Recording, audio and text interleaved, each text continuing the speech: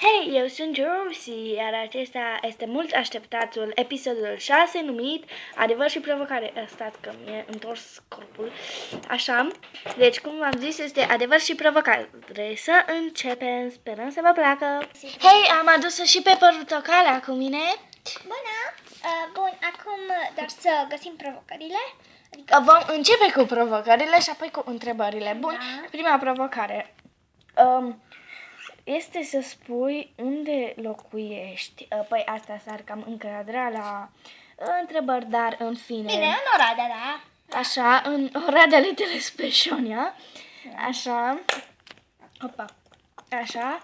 Iar a doua provocare va fi bagă un Little Space Shop în apă.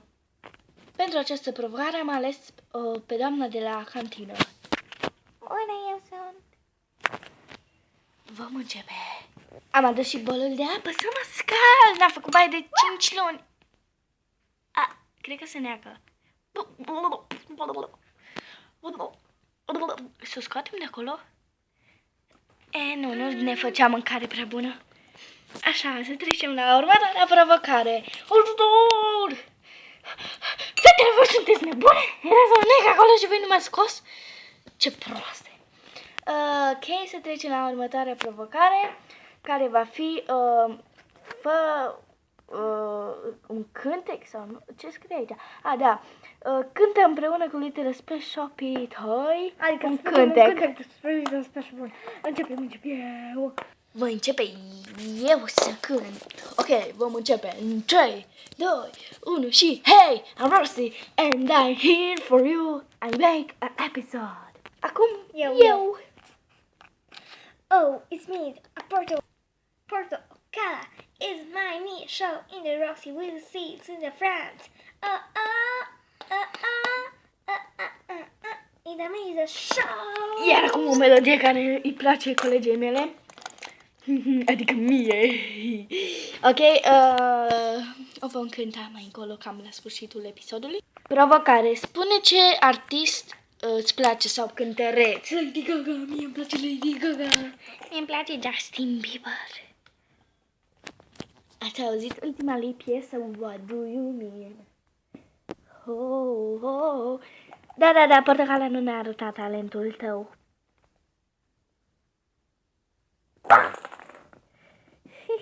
Nu se întâmplă nimic. Ok, va mai fi două provocări și vom trece la întrebări. Așa, Stai să căutăm provocarea, deci. următoarea provocare. Dansează cu Little Space Shopee Toy pe muzica Barbie. I'm a Barbie girl in the Barbie world. Sper că știți, acum vom începe. Până atunci vom începe fără muzică. Stai că acum se încarcă, mă, da. Ce prostele. Ok, vom începe.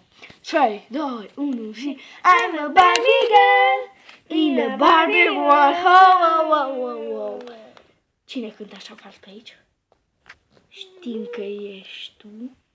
Hai că ești afară de aici. Nu, pentru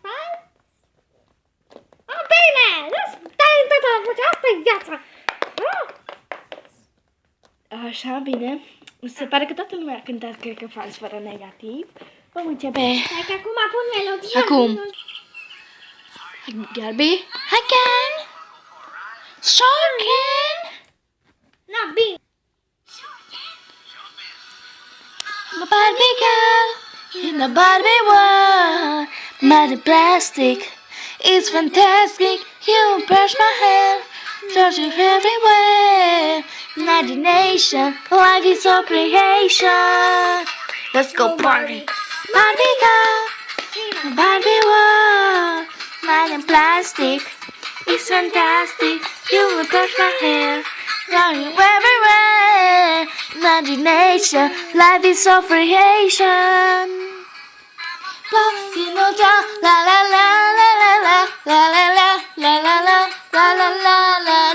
Nu știm deloc versuri. Ha ha ha ha ha. Știm doar refrenul. Oh na na. Opriți muzica! Bun, n-am știut deloc versurile, știm doar refrenul, adică puțin din refren, acum n-a ușor. Na, ușor. Așa. Cam asta a fost provocările, acum vom trece la întrebări. Stai mă să găsesc. La ce școală sunteți? La școala Elveron. Acum mai avem încă o întrebare din asta. Unde locuiți? În Little Spesonia. Așa. Stai. Așa. Uite, aici o întrebare. Când ai vomitat ultima oară? Ai vomitat vreodată în public? Păi eu am vomitat în public pentru că am mâncat un porumb stricat de la o doamnă foarte ciudată. Eu n-am vomitat în public. Numai în fața lui Wes. Da. Bine, am vomitat, de fapt, și încă o dată pe trambulină, adică trambulină de acasă de la mine, am vomitat pe ea că mi s-a făcut rău, că mi s-a uscat gâtul la cât am sărit, încă o dată. ca o capră. Deci, uite, încă, da, întrebare. Ai furat vreodată ceva de la școală sau de la serviciu? Nu suntem la serviciu, da? Ba, avem serviciu. Și de ce l-ai furat? Păi, nu suntem la serviciu, mă. Adevărat, timpul. Bine, eu l-am furat că mi-a fost foame, îmi pare rău colegilor că vă fur merele sau șunca, dar asta este viața. Prima bombănică. Asta e în viața mea. Da, e adevărat. Cum adică nu e adevărat? Atât am furat în viața mea, bomboană. Bine, să trecem la următoarea întrebare. Ce ai zis? Nimic. Ok, să trecem la următoarea întrebare. Nu contează că ți-am furat bomboana. Care a fost cel mai pasionant moment pe care l-ai trăit? Povestește-l. Cel mai pasionant moment care l-am trăit este când m-am sărutat cu Wes, apoi am vomitat de 150 de ori. Cel mai pasionant a fost când am început să râd ca o capră de prietena mea. Eu nu sunt caprioară. Așa, bine. Care a fost cel mai... Asta e că am citit-o. Cine e cel mai prost îmbrăcat din cameră? Tu ai fundiță verde. Eu nu sunt îmbrăcată ca de mic. Da, și asta rezultă că nu ai haine. Te-ai căsătorit cu prietena ta? Sigur, dar nu cu ea, că ea e o vacă. Eu m-am căsătorit cu ursulețul meu Teddy de pluș, poate l-ați văzut, e roz. Dar nu vi-l prezint. Adică eu. Nu ești, tu e ursulețul meu. Teddy cheamă, nu m-am căsătorit. Bun, următoarea întrebare. Bună întrebări. Când ai sărutat ultima oară pe cineva? Acum parchetul. Pe voi. Ce vreau? Termină-mă. Bun, acum ai înșelat vreodată pe cineva și de ce? Pentru că este o capriță. Dar deodată cu căprimea mea. Ok, cine e cel... Da, am citit asta, tu ești cel mai prost îmbrăcat. Da, asta am citit, ai căsătorit de... Dacă ar trebui să-l săruți pe X sau pe Y, pe cine ai alege? Pe Y. Jucătorul de opus, da. De sex opus, da, bun. Ok, eu nu te-am sărutat pe tine. Mai bine a sărutat pe Wes decât pe tine. A, deci recunoști că îți place de el? Nu-mi place de broascare, asta de mai bine să sărutau pe tine că tu ești scârbăsă. Bine, la următoarea întrebare. Dintre jucătorii care crezi că va avea cel mai frumoasă viață din... Justin Bieber are cea mai frumoasă viață, vreau să fiu iubita lui. Justin, mă auzi? Așa toată mă că el e african sau ce? American! Dacă ai putea să transformi pe oricine într-un ursuleț de pluș și Eu sunt să-l iei cu tine în pat în fiecare noapte, pe cine ai transforma? Și ce ai face cu ursulețul tău? Te-aș zugruma, apoi te-aș scosi, apoi te-aș arunca de pe balcon și să te calci în mașina și autobuz. Eu te-aș da la abator. Hei! Nu e frumos? Eu. Vrei la abator? Nu. Așa credeam și eu, dragi Ok, prieteni. stai că mai avem aici, îmi se pare o provocare. Bun, colorează-ți toată palma stângă cu marker negru, nu o să facem... A mea este colorată deja, o notă de sol. Da, un bine. infinit. Un infinit micuț. Ia un pahar cu lapte Un și deget. toarnă-l pe tot. Un pe deget și stați că mai am unul pe undeva. Am avut unul aici cu life scria, adică viață pe engleză și cam atât.